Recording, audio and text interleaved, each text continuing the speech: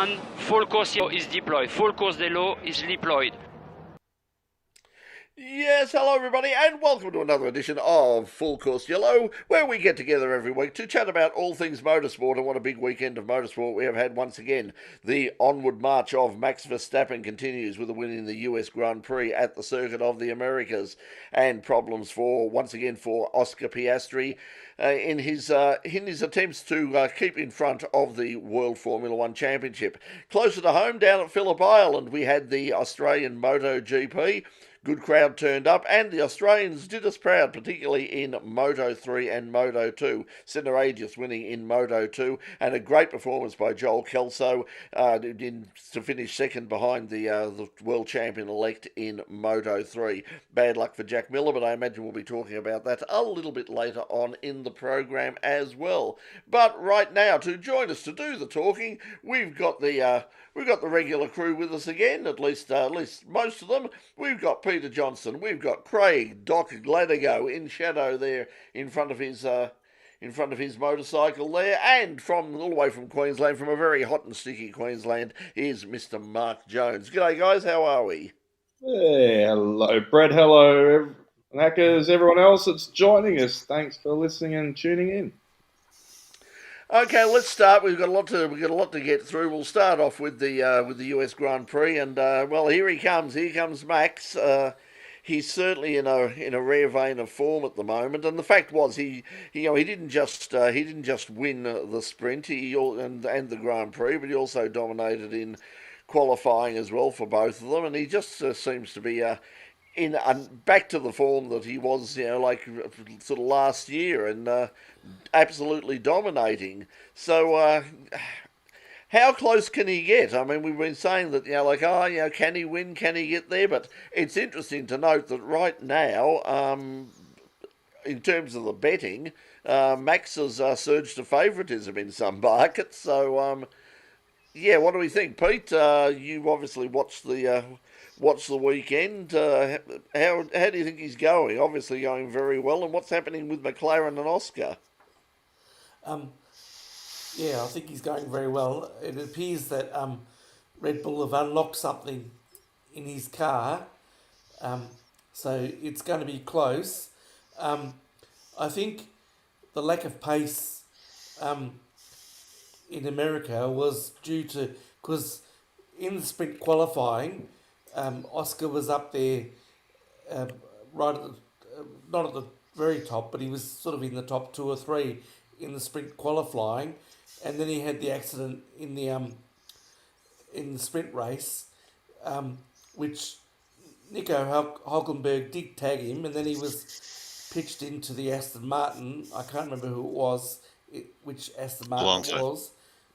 And then it was just unfortunate that the way Oscar's car landed, it landed on towards Lando's car, but I think the lack of pace was due to that accident. It's like when you have a road car, it's never the same until you repair it properly, and I don't think they can repair it properly until they get it back to the factory or bring more parts to Mexico next week.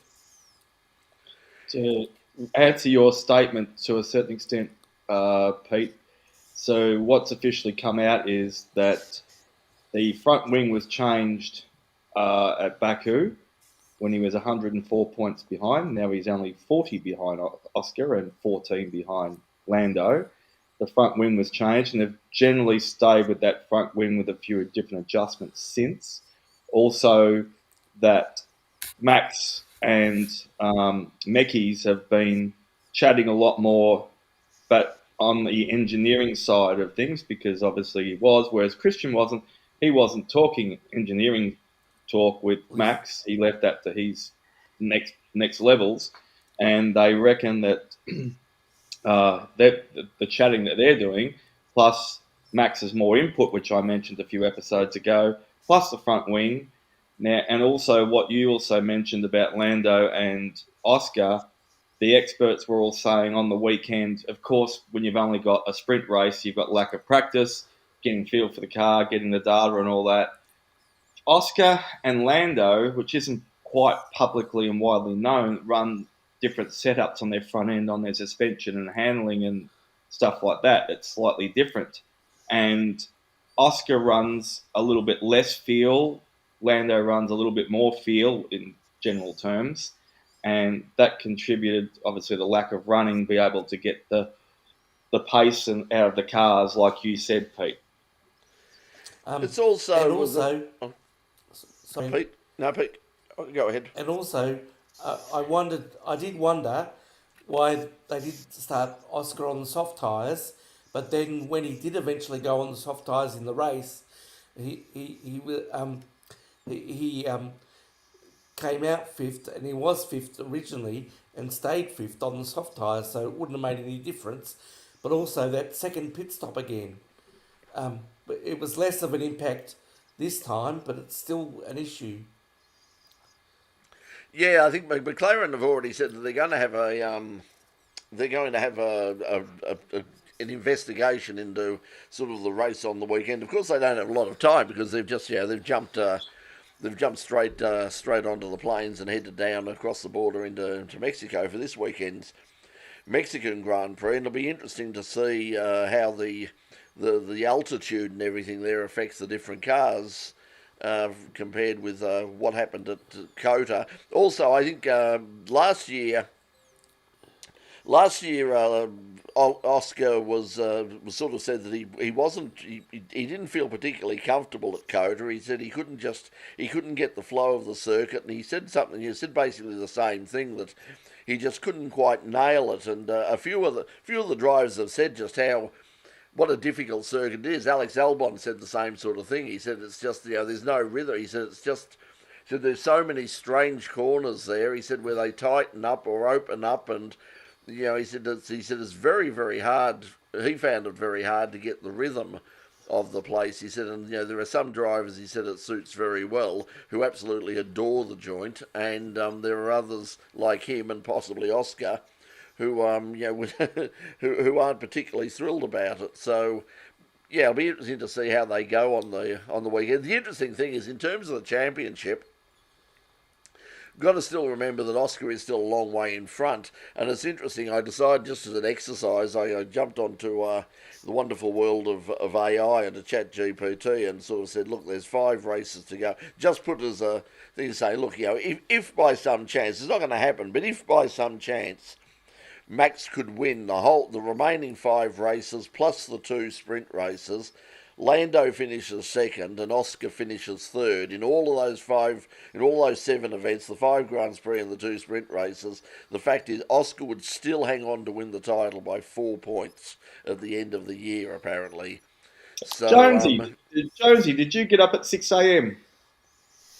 I did. I watched the race and watched the. I had a state meeting here at Queensland Raceway, so I was pretty zonked on Sunday night as it was. But yeah, I got up for the race, enjoyed it quite a bit. But I guess, yeah, and I absolutely support Brett's maths. But what that maths doesn't include is that there's a pair of red cars and one silver car that to factor into that equation. So if Max does continue on the tear that he's on, then it's going to be, I think, possibly difficult for well, certainly Oscar's got work to do, because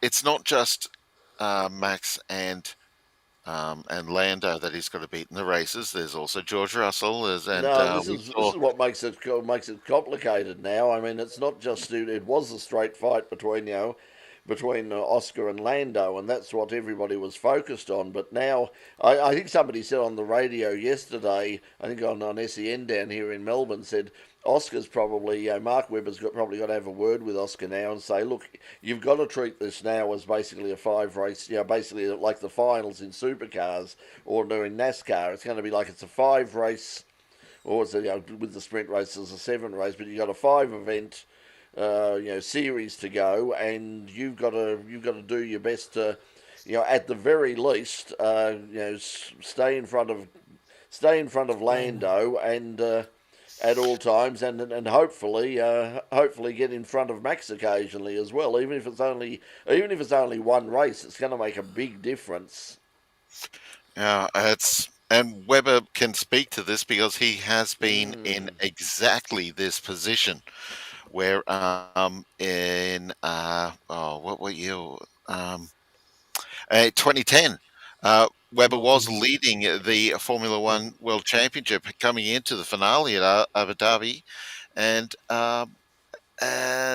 but the form was with his teammate, and they were the pair, Sebastian Vettel, and the pair of them were had Fernando Alonso to beat as well, and Ferrari had to pick and choose which of the red in that final race. Ferrari had to choose which Red Bull to defend against, and they chose to defend against Weber, and part of the result is so.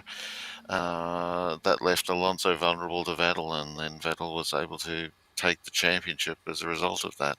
It's so yeah, this is eerily familiar for Weber, Yeah, you'd considering. have to you'd have to think Mark would be sitting there going, "Oh, not again! Don't let Yeah, history repeat itself." But it's certainly going to keep everybody interested in the lead yeah, up. Of course, we've got Mexico this weekend, and then we go back to Las Vegas. So unfortunately for us, pretty much, I think with the exception of the last couple of rounds and particularly the last round, Abu Dhabi. But for the mm, next 3 rounds or 4 rounds, the time slot is in a particularly unfriendly time slot for us. Although Las Vegas, I think they're going to run it a little bit earlier this year, which probably Yeah. is not quite as good for us, but perhaps not yeah, so Well, it's bad. it's it's in it's always it's in the middle of the afternoon, or it's at 5 o'clock when they run it. Usually 5 p.m. So it will be like 2 p.m. if they're running it earlier. But I on a think Monday before though, last unfortunately, I suppose. no, it's the No, Sunday afternoon Oh, or Saturday sorry, afternoon. my bad. Saturday afternoon because it's a Yes, night race. mm, Um, but before that, I think is Brazil, which is a killer. yeah. mm, Yeah, so it's a hard run home. I mean, with the you've got the heat and the altitude, and we've seen in the past Red Bull has been very good in those situations. The other person who's under pressure, I don't know if you notice, is a young. It'll be interesting to see how long he lasts. Is Franco Colapinto, oh who yeah, basically was given some team orders and basically said, "Nah, not interested." Yes, And yeah. yeah, they're Replacement, the replacement for Jack Doohan is working out extraordinarily well for uh, I knew Alpine. I knew this would happen. yeah. The problem is for Jack. I mean, The it's not whole as if they're world knew sort it of was going to saying. happen except for him and his backers. And his backers is the big thing, and that's pretty much the entire The nation of rest of the world knew it was Argentina. going to happen, but Yeah, yeah, they just didn't care. but I believe there's something like 70 million reasons why they wanted to keep him. So, and Yep. they'll probably keep him for the rest of the year. But I can't see even with all that money that they'd have him back next year. But that doesn't look like it's going to help Jack any. It looks No, like I don't know what happens with Jack's Formula One career because you know. Alpine have virtually said, Briatore has said that he's not in Not contention coming for the back. drive next year. So if that's the case, so where does he go and what does he do? Is there anybody else? Are there any other options? I can't see any. I can't see any obvious places for him to go. WEC looks like. yeah, obviously not with Alpine, but yeah, um, Yeah, it does appear that yeah he's effectively back down to square one, like in a worse position than when he was in racing GP2. yeah, It's he's and we've seen already that like another one of our I guess one of his colleagues, Mick Schumacher has had acknowledged that he's not going to get any further into Formula One, so he starts his IndyCar career uh, early next year. Yeah, well, that Uh, might be the option as well. And then you've got people like Logan Sargent as well. There's another one who, has dabbled. There's been a few over the years. I mean, particularly Americans like Scott Speed and a few others that, they get into Formula One, and but they don't last long. And the next thing you know, they're running around in IndyCar or World Endurance Championship or IMSA or something like or they're in that. IndyCar and there's a seat available at McLaren when they're really bad, and they get hinted at that they might have a spot, and then they end up in court when Oscar Piastri gets the spot anyway, and they sue it, and then McLaren's. Well, let's not get into IndyCar and Formula One transitions Yeah. for a particular guy that's in court at the moment. It's probably not allowed to talk about it. Yes. Yes, well, it's interesting. It's interesting to see how that will go. It's been sort of playing out, and certainly what Alex Yeah. uh, Well, he's is got sort he's of got another saying. team, and he's going quite well and won a couple of Of championships course, since. So yeah, yeah. let's just see what the court No, what he's the court definitely proceedings he's do. definitely a talented driver, and I think that Oh yeah, I'm sure that was Zach's plan originally, because like as far as they were concerned, like Oscar was at Alpine, but then obviously there was when Alpine stuffed things up and didn't make the yeah, decision in yeah. time, and Mark put up his hand and said, he might be available. like our guy. McLaren went, yes, yes, please, yes, yes, we'll take him, we'll have him now, thank you. Alex who? So, but anyway, so let's say hello to a few people. Knackers is there. Yes, thank you for that. Thank you for that, Paul. I must admit. See, this is the wonders of AI. Like I had the idea, and I said, here. Um, I used Google's AI Nano Banana, and I said, "This is what I want." I sent them the original Jaws poster and said, "I want Max, and I want the girl in the swimming replaced by a McLaren floating on the water." That was about what I posted was about its third attempt, and it still wasn't perfect, Why did and you I get had to something do. from the Ice Age movies? You are a bit like that too, but anyway, Or he so doesn't like that association. We better leave that one alone. yeah, I don't know anything about the Ice Age, one way or the other. So maybe, Everyone, the sloth. Everyone keeps on putting pictures up from the sloth from bloody the Ice Age. So it looks like Max. Haven't you seen it? It's everywhere. no, I Oh haven't. No, yeah. I've seen Oh, I'll nothing send you a about pic. nothing about. I'll Oh send you a no, pic. please don't. Box is saying hello, good day to Box once again. Ellis French is joining us again. Yes, I actually got my Baskerville historic. T-shirt on today, and 206 entries, 72 from interstate. That's an effort to get all those cars across, but it's good to see that it's growing. More and more people, as I've said, like when we've covered it in there's so many people, particularly the following weekend at Sandown, people who came up and said, oh gee, that looks so, looks such a great. I'd love to have a go at that. So obviously more are. So that's really great. It's going to be it'll be a huge weekend down there, and obviously it's a very tight calendar because the following weekend will be at Sandown, which is very very heavy touring car orientated at Sandown this year. I'm not sure how much there's going to be there in terms of if you're a fan of open wheelers or sports cars or anything, but now Sandown Historic has been a bit sort of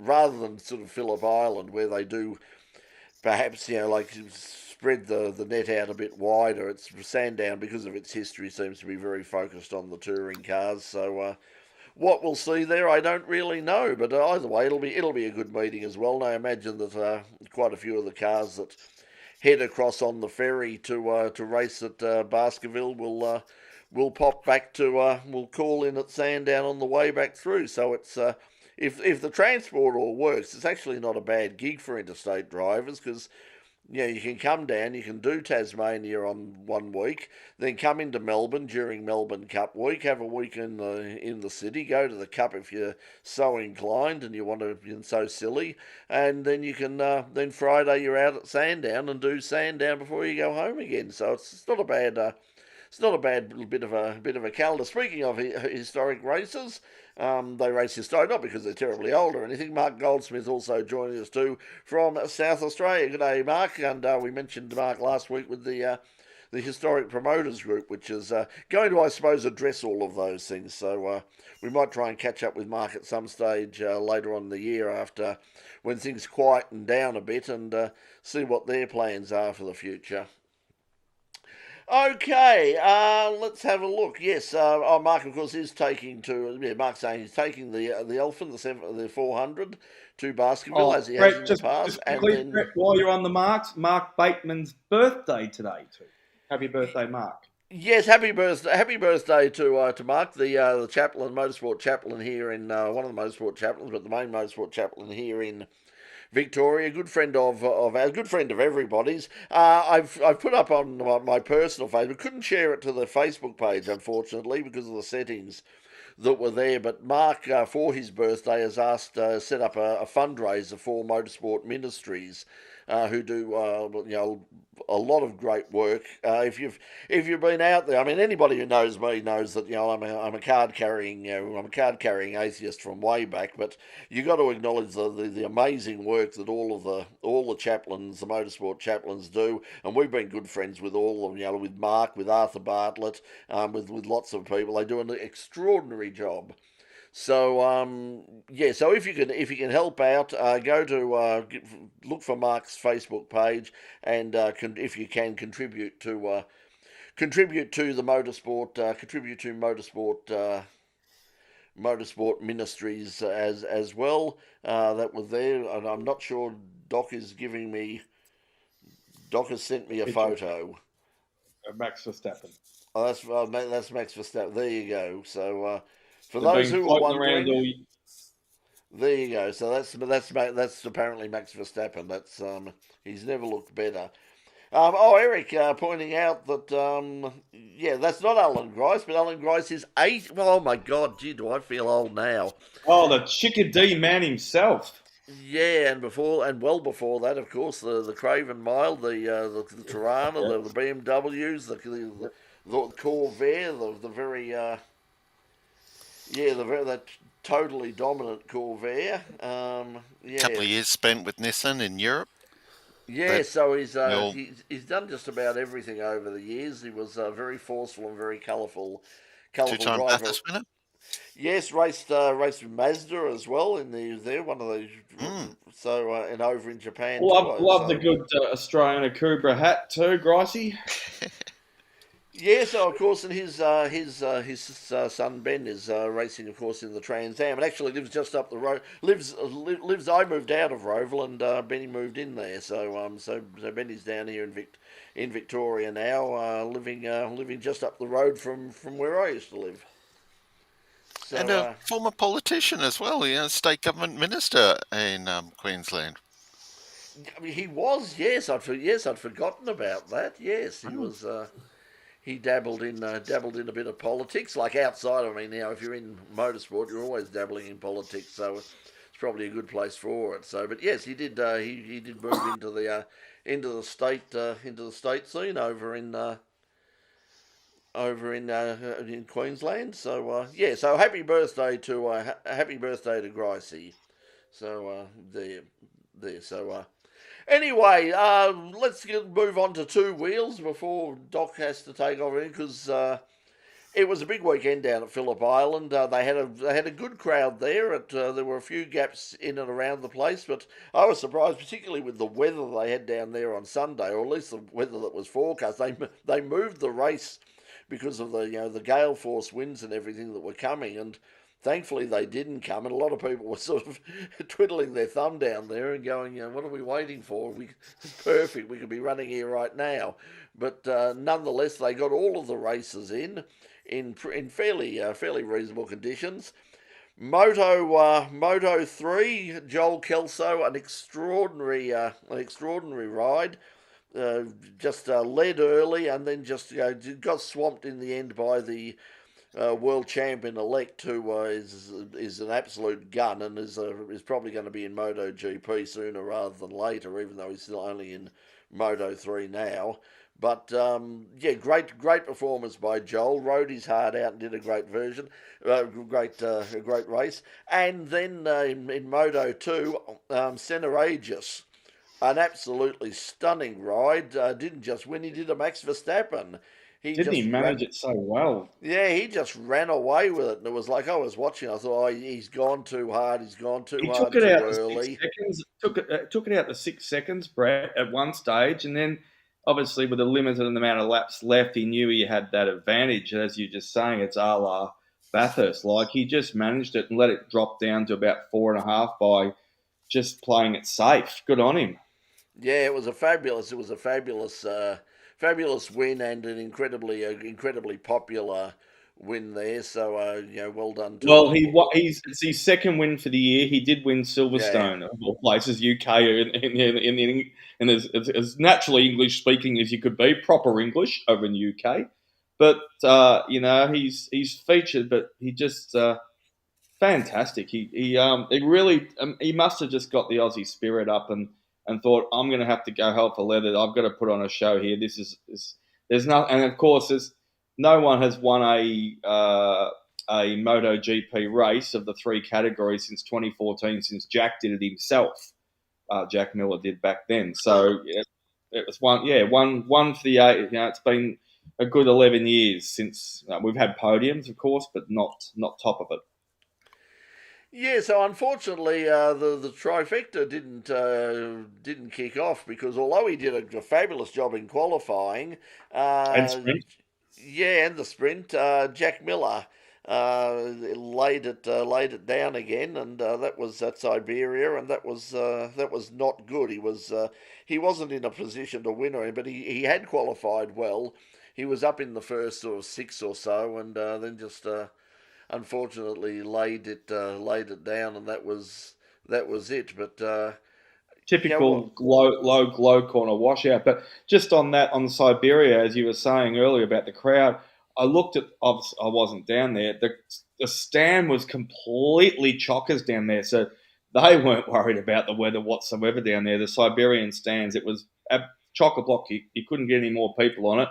And the other, as you said, also the crowd was great with all the stands, but he did really well considering in the sprint race he held on the fourth all the way through, and in the main race, Quattararo was placed better on the front of the grid than he did. Got swamped at the start, got a bad start, and was able to go with him, but just with all the deg of the tyres, all the rowers, it just would have been interesting if he did kept the bike upright, how he would have gone. yeah, it was good to watch. The other thing I like to watch when they come out here is because of course Dorna bring their own production team out there, and they pick they pick camera spots. There's been sort of traditional camera spots, and we use them, and Blendline uses them, and Channel 7 and Channel 10 use them, and Foxtel use them.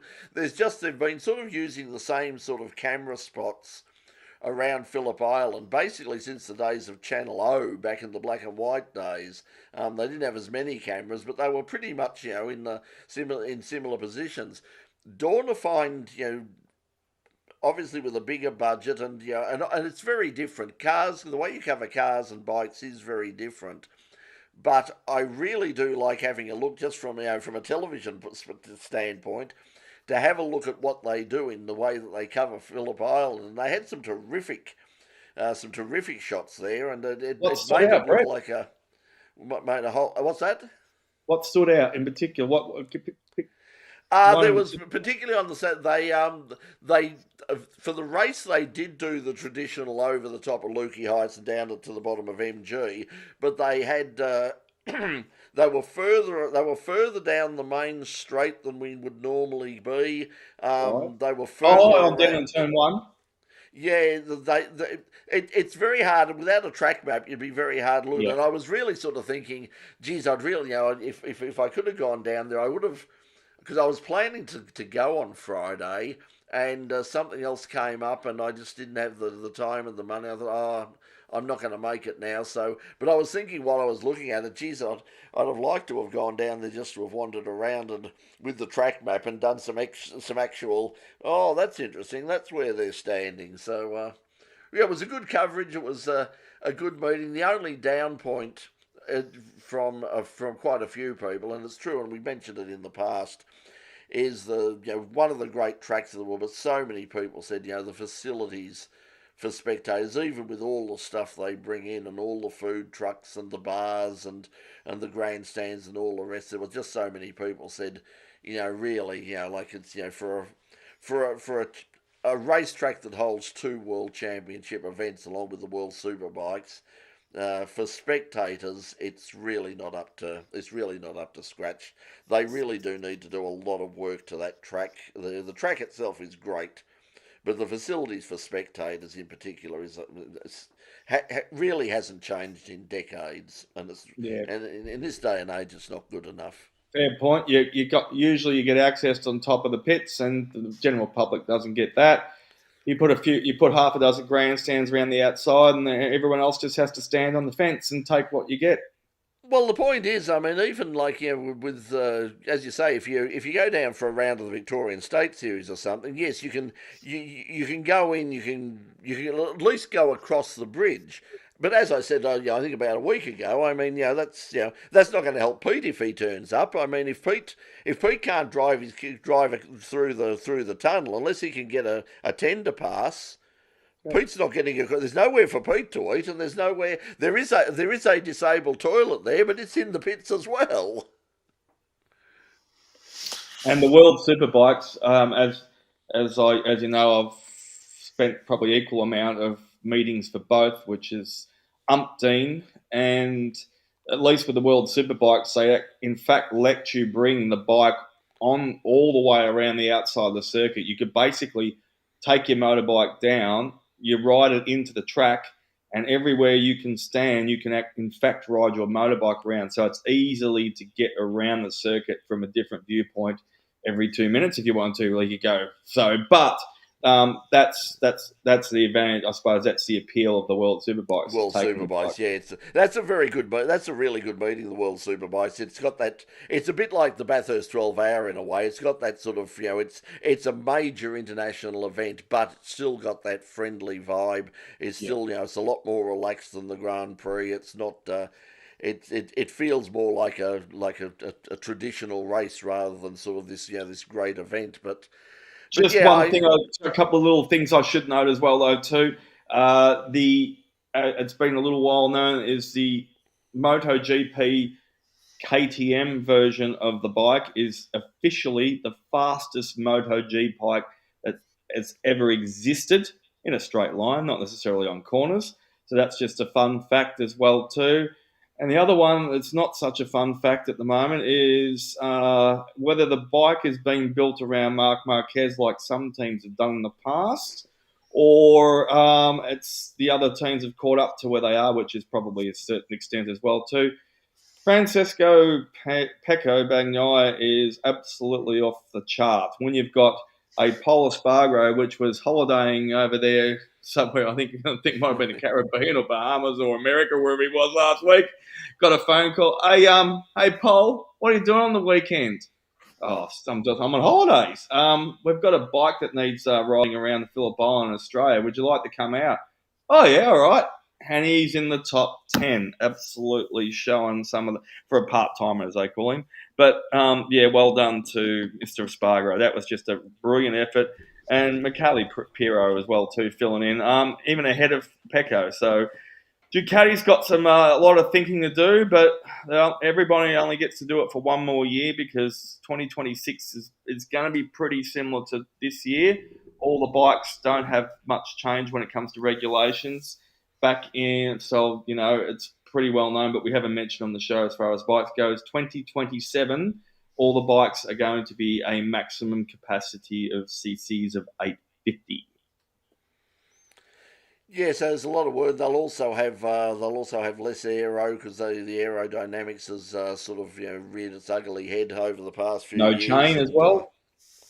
So for next year, yes, everything will be pretty much the the same. Apart from the fact that they've Yamaha are running the V4 at Malaysia next week, or this weekend. So that'll be interesting. They're running a wild card with the new with their next year's bike. So we'll have a look at how that goes. But so that'll be no rest for the wicked, whether it's Formula One or MotoGP. They're all running around. Also coming up this weekend, of course, and we've almost forgotten about it completely. We're going into the finals. It's finals time again. Well, for the first time ever with the supercars, and it's the Gold Coast. Is it still the Gold Coast 500 or 300 or whatever it is, Mark, or is it just got a new 600, I name think. now? Yeah. 600. Oh, and now I'm not across. The moment I say that, It's hang on, no, 600. that's not right. I think it's 440 or 600. something. Anyway, yeah, Pete's on it. Yeah. Looking forward to it, of course. I can't get down there myself. I was and but looking forward to watching the events unfold. It's a great place to go watch motor racing at down at GC. Of course, like a lot of street circuits, you can only see the bit that's right in front of you. But uh, there's there's some interesting options that you don't get at some circuit. Like if you're in one of the towers that's around the circuit, that gives you a view that you don't get at any other Australian racetrack, and from way up the top there. So and it's a very fun event. And Yeah, so what's it like? Because yeah, I haven't been since Indy, because I used to go sort of almost every year to the Indy cars when the Indy cars running there. And as you say, it was a fun event. It was a wild event back in those days. I think they've Yeah, cleaned it up a little bit. I'm like Brett. I Well, went to a lot of the IndyCar with you, Brett. We didn't cross paths back then, but almost did it every single year religiously. And then when IndyCar stopped, I'd stopped going like you. So I'm Yeah. interested. Like I think that Jonesy, might have been about the where I first met Brett was in the media centre at the at May the well have been, yeah. at the Gold Coast back in IndyCar days. What's going to be interesting is the weather is going to come in this weekend. We are going to have some of the. I'm struggling to say it, but there's an R word that commentators don't necessarily like to use, or at Oh, I least love sideways. it. superstitious ones. Oh, it's gonna rain. Um, It's yeah, the thank you, rain's in Pete. Sydney, but it's gonna come. It's gonna come. Mm. So that is something that will provide some Well, additional the thing was fascination. that was always the tradition with the Indy cars. Yeah. I mean, you'd have fabulous weather in the morning, and then inevitably, Oh yeah, as the Indy cars hit the track, down would come the rain, and boy, oh boy, when it That's came down, it really came down. and then well, one yeah, year they because it's like apparently it's like the Fremantle Doctor. It's as predictable as anything, and so one year they put it back an hour or whatever to to avoid that, and they did the same thing with the supercars for a while. Yeah, so we'll see what happens with that. Now, this is of course the first week of the finals, and it's, as they say, 10 going to 7. I'm not mag. I suppose it certainly does give it does give some added interest in terms of mainstream media, but it's the way that it's formatted. You could have somebody like Brock Feeney who's dominated all year. He crashes out on the on one of the laps in the first race or something, and doesn't make it through to the second round in terms of finals. I mean, that happens in football. This is what the argument they're using. yeah. Well, it's just the same as the footy. So, but yeah, it doesn't sit well with me. What do you guys think, Pete? What do you think of the finals?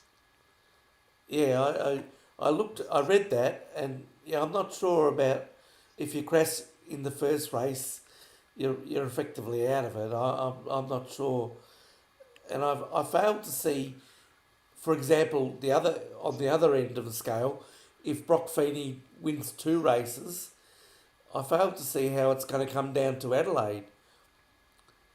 Well, don't they start with a clean sheet again? Isn't that the way it You works? Yeah, I th- think yeah. so. Yeah. Well, not a completely clean sheet. They do respect that that the guys at the top of the points table need to have a look. Like there is some consolation points that the guys will take with them into the final system. Like I don't know how many it is, but yeah, Make not it everyone it makes starts it from too bloody zero. complicated. I mean, let's face it. If we're struggling with it, Yeah. imagine like mainstream media who would be sitting there going like, "How the hell is this working out?" But Take away the struggle for a second. I'm hearing you, Brett, but I like to think the four people on the screen are men of the people, and our viewers and commenters and our sidebar here are people as well too, and avid fans. And I have not seen any hype from any of the fans yet in any direction. So I think we're all. It's a bit of a wait and see from the whole of society that loves motorsport, just to find it, just to see how it goes. So at the moment, there's a lid on it, and that's because the fans they might be don't understand, like you said, Brett, or they just want to see what if this hype is going to be as good as what supercars' emails are saying. it'll be interesting to see what sort of crowd they get there, and also at the round, as Eric's saying there, Sandown and Adelaide come next. So the Sandown, not the traditional 500, it's basically sprint races. Be interesting to see how they go in terms of getting a crowd there, because I think it's the week after the Sandown Historic, and the Sandown Historic always gets a really good crowd. So how many people how many people will be sort of keen to go back again? Sort of people like like me. I mean, let's face it. If I was paying to get in, as far as fingers crossed, I think we've got accreditation for the historics. Um, if if I was paying for both, if I've got a choice, I'm probably going to the historics, and I'm going to have to say, well, look, I really can't afford to go to both. So yeah, so that's going to be that's going to be interesting to see what sort of crowd they get at Sandown compared with the crowds they used to get for the traditional 500. And then of course we know that Adelaide will be a success. It's always a success, but whether it's got that hype, because I think they go in with four possible winners into Adelaide, and yeah, I suppose we'll see how it goes. It's the first year. And I imagine that if there's too much confusion and it doesn't go down well, if the public decide that they're not going to accept it, they can always say, "Hey, we gave it a try." They could tweak it a little bit, they could change a few things around, but it's being done for television. That's the reason it's being done. They want to keep the casual fans in by by giving everything's got to have a cliffhanger nowadays. It's like you may remember in our last race. And they want to keep the championship alive as deep into the season as possible. And we remember we'll all remember well back in the 2000s, there was a lot of manipulation of calendars and point scores and whatever as they tried to find a solution of how to extend championship battles back in the day, particularly back in the days when Stone Brothers were untouchable in their Falcons, and Ambrose was winning championships early, so they went to different race formats, and it was In that particular car, which of course did not have any sort of traction control at all, none at all. And if Richard was here, Richard would be laughing a lot right now, because we're in the meeting.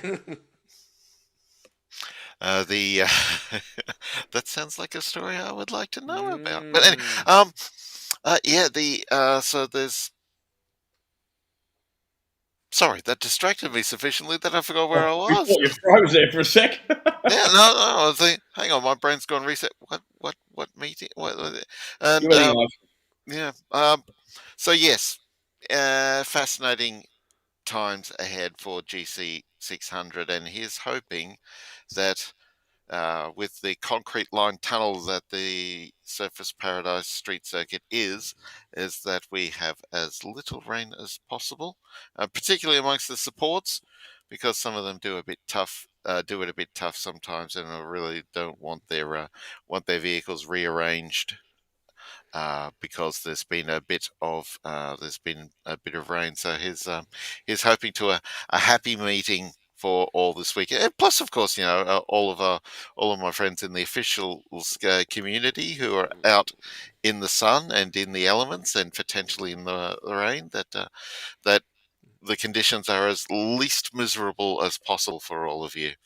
And Yeah, on I'd like to on go the back up subject there of at some conditions, stage, but I do want to send a shout out to Matt Paul, one of our photographers up here in Queensland, who had a bit of an accident the weekend just oh gone dear.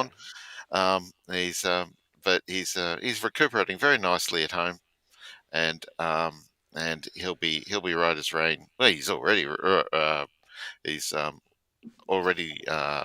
back making jokes and being the one of the happiest people in Queensland motorsport. So Yeah, yeah, get better, speaking of Matt. that, speaking of that, I'd also like to shout out to a good mate of ours on the show and in the Victorian motorsport scene, Lex Wade. Lex from the Victorian Fire and Rescue Squad was one of our very first guests. I think he was in on the first show of the second season. Was on with Craig Lowndes and oh, now her name's gone right out of me. Used to be CEO Linda of Price. no, Linda it was Price. no, that was an earlier one. It was CEO of the Grand Prix Corporation and got a gig with Bernie. Um, Griggs. so I forget her Joanna name. Griggs. Joanna Griggs. Thank you, Pete. Thank you. I'm terrible with names. Yeah, Joanna Griggs. So so Lex was a very was an early guest on the show back in the Optus days, and is just a really popular guy around the Victorian Fire and Rescue squad, and with all the drivers know Lex very well. Everybody in the officials knows Lex. Unfortunately, Lex had the news today. He's had a really long battle, like a lot of people with a lot of us with diabetes and all the rest of it. He had a really long battle with sort of a foot infection, and unfortunately got the news today that they're going to have to amputate that leg. So, but Just a at quick least hello, also, Brett, while we're talking about people on that, because we got sidetracked with Mark. A quick hello to Eric, who's mentioned a few comments on there. Jared joined us as well, too, and mentioned about because while we're on supercars, Roland Dane has jumped back into the fold, and also Phil said hello, and he's writing a book. We'd like to know what that's all about, Phil. probably So, more poetry, is it, Phil? It's yeah, more poems. Jared Oh, also joined us, and also I think we're going to. Christian hasn't been on for a while. Christian's had hello as well too. Christian Miklos, hello to everyone, all those people in our chat. Yeah, So so good at that. But just I just want to corrected say me. hi to. Box. It's Judith Griggs, not Joanna Griggs. It's Judith Griggs. I was Judith going to Griggs. say, yeah, Yes, yes. Joanna Griggs is a Channel 7 personality, isn't Oh she? right, Yes, okay, on yeah. the sort of Former health swimmer. and wellbeing shows and gardens. Yes, that's home and gardens thing. Yes, but then somebody Griggs. But anyway, no, she was on. Yeah, she was on, and Lex And Joanna was a was on. swimmer. So yeah, she was. So so Phil saying that indeed yes, books 7 and 8 on the and a kids book. Everybody's writing kids books. Perhaps I could write a kids book. No, perhaps I shouldn't write a kids book. As long as you don't, as long as you do the illustrations, not the writing. Yeah, I don't think either of them are going to be suitable for prime time. Anyway, so well done, Phil. So yeah, for poetry coming out of his ears. It'd be better if it was coming out of your mouth, I think, but it'd be a bit hard for us to hear otherwise. But Be good if better it's than been coming out of a pencil or pen. yeah, it's better than coming out of you. If I wrote poetry, it's coming out of my ass. So like, I wouldn't be too worried about that. Hey, I'm listen, sure there's a limerick or two in you, Brett. they, I've never been to Nantucket. But anyway, the you were at Queensland Raceway on the weekend, Mark. Oh, Tell us about some of the action out there. AASA meeting. Oh, Anything just of quickly, I'm about out of battery, so I'll have to love yous and leave yous. Have a good okay? one, guys. No, catch you later, Doc. See you, So everyone. Mark, Take care. Have a great weekend. you too. So Mark, let's get your quick Queensland Raceway wrap up. well, as they are, XL Cup was fantastic. We had some brilliant racing across the weekend. We had a new pole sitter, a new poleman, Tom Mainwaring, who's been, I guess, the emerging star this season. Great fights throughout the field.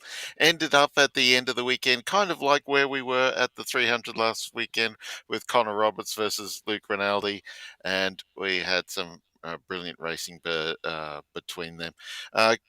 Queensland Touring Car Championship was kind of wrapped up a bit early in respect to Peter Bray, who's the Holden racer, has regained the title that he lost to BMW racer Rob Ballinger last year.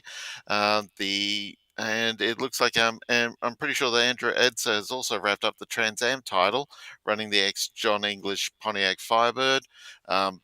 Edser and the 3.5's racing crew go to some substantial effort to race in the Trans Am Series at QR. They're based out of Newcastle, so that's quite the haul for them to come up to QR. And once again, the Queensland Trans Am Series is different from TA2 and from the Australian Trans Am Series. It's more like sort of touring car masters, isn't it? Yeah, 60s and 70s American muscle car. So I guess they're different from touring car masters in the respect that there are no Australian cars in it. It's so they're actual Trans Am cars from the golden era of the actual Trans Am. And several of them wear colour schemes of the era. Like for example, Gareth Jones's notchback Mustang is wearing the black and bronze Hertz Rent-A-Car colours on his Ford Mustang. We've also had Ian Palmer, I'm sure is a name that you'll all remember fondly. Still races Ian, and he's been debuting a new car in the second half of the year, a new Pontiac Firebird. He was out there having fun with that, but out the front of the field, Andrew Edser was pretty much one of the smallest shames I think I own with Australian Trans Am at the moment is a series is that Edser is just that tiny little bit faster than John Prefontaine in the well-supported Ford Mustang, and they're two great quality race drivers, but unfortunately the performance gap between them is just small enough that I'd love John to be a little bit closer to Andrew because they're great racers, and if they were level pegging in terms of pace, it would be brilliant to watch the racecraft of the two of them. Replica tours were on as well. Jason Grimmond, former leading Queensland improved production car racer, was supreme in his Wayne Gardner lookalike Holden Commodore. And there's a few of those around.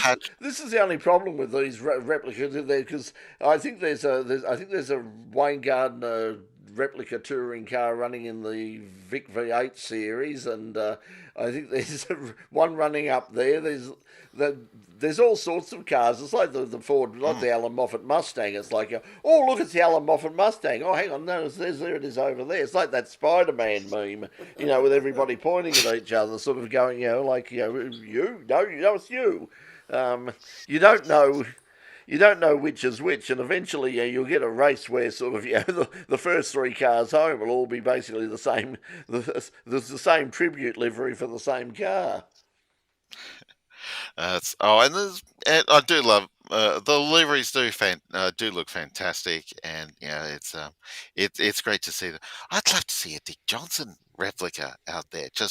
This is the Queenslander in me, of course, but that's just me. I do know that there's Touring Car Masters, there was that's Stephen Johnson's car, of course. Yeah, Stephen's car. And of course there's another one in New Zealand as well. But not Central. Yeah, because that's the case.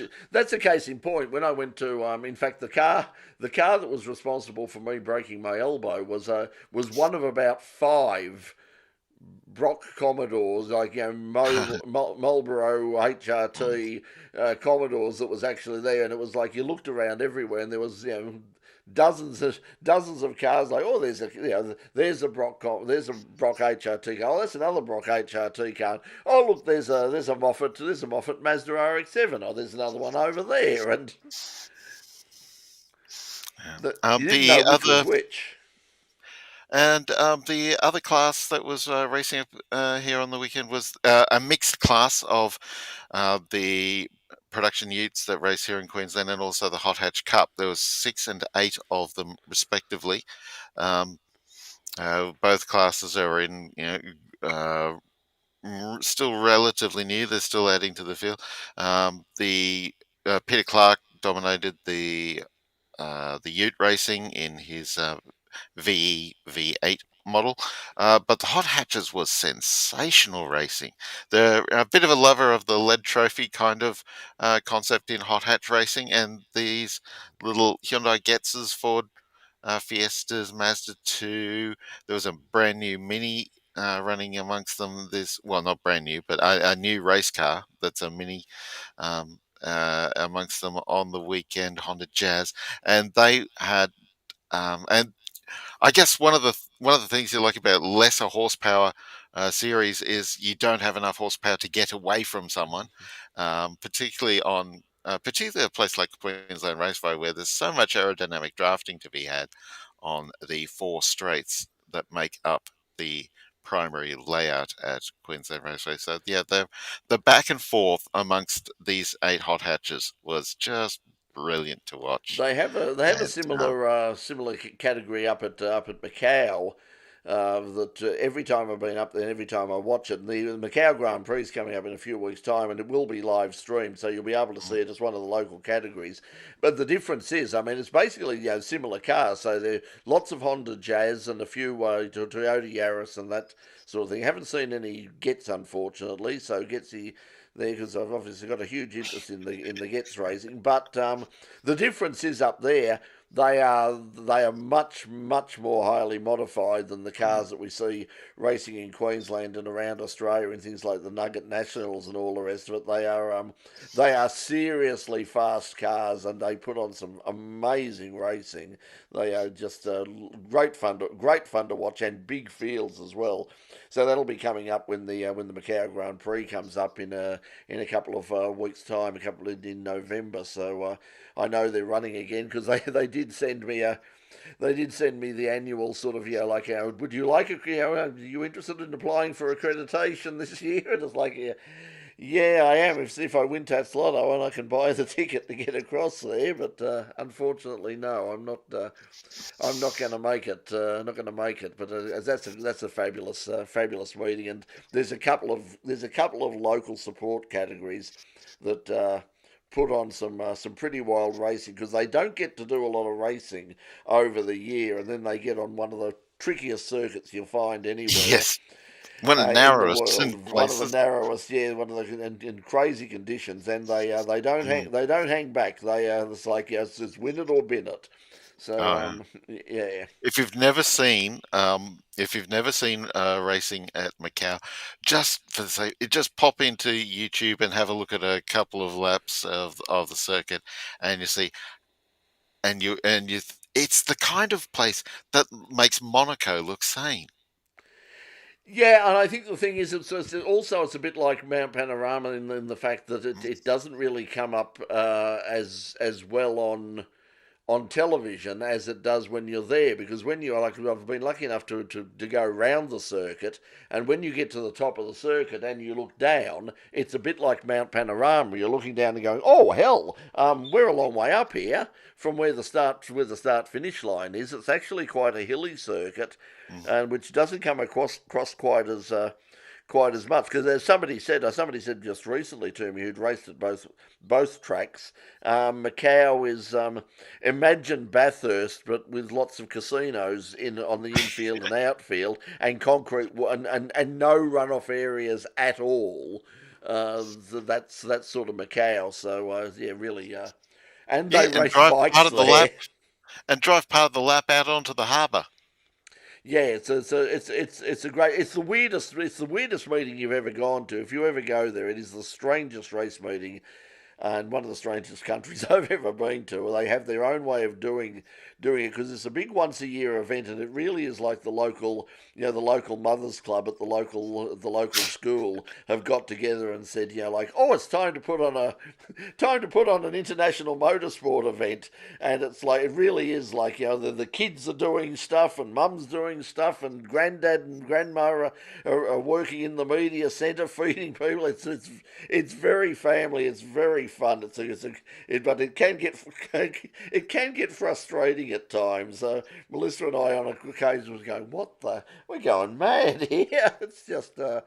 I will tell you one day about if I haven't told anybody. I think I've probably done it on the show over the years. But if you haven't seen or haven't heard the orange juice story, I will tell that one night because that's perhaps closer to the event because that sort of sums up everything about Macau.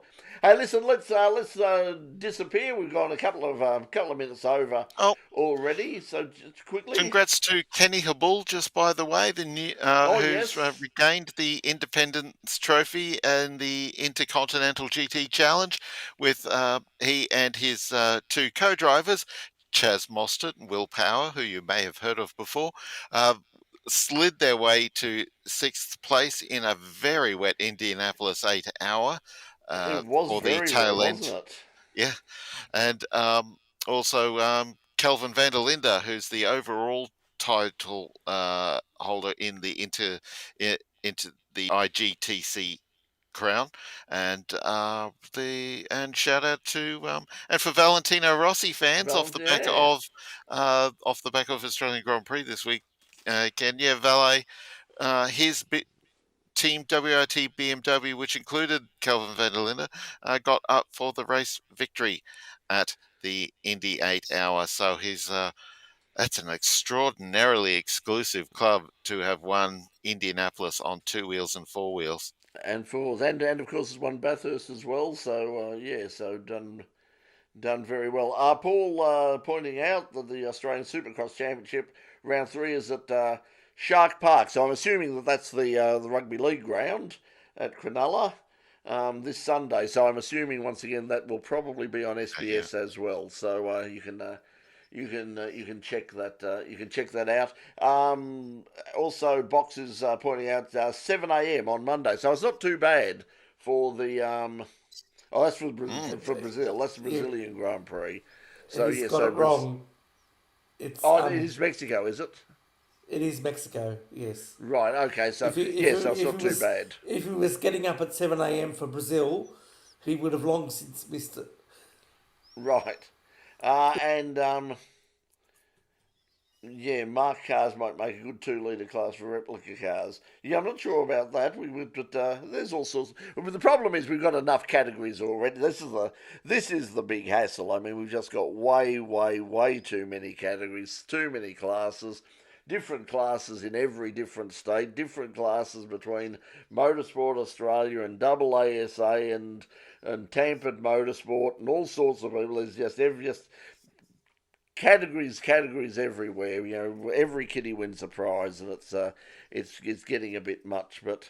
But anyway, thanks for joining us this week on Full Course Yellow.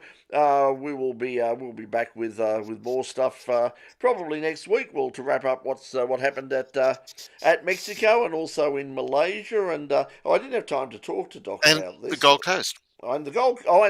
Yes, I will definitely be back. Yeah. So, oh God, all I want a break. All I want is a break. We might have deciphered it by the Gold Coast in the final series by then. Yeah, well, at least we'll have some and we'll have a better idea. And I'm sure there'll be controversial on the way because a fan favourite or somebody's probably going to get put out of the chase because of some particular reason. And there's, the internet's going to melt down. So we will add to those flames of dissent next week on the program on Full Course Yellow. Thanks very much for your support of In Pit Lane and Full Course Yellow once again. Over the course of the week, I was surprised today. I've had a look at a few old things. Was looking at some old analytics and all that, and yeah, we're getting a few people watching. We got our regulars who join us every week, but by the end of the week. Around the world, we're getting some interesting figures. So, thanks a lot for joining us, and we'll hopefully see you next week for more chat about all things motorsport and beyond. But until then, on behalf of all of us, thanks everybody for joining us, and as they say in the classics,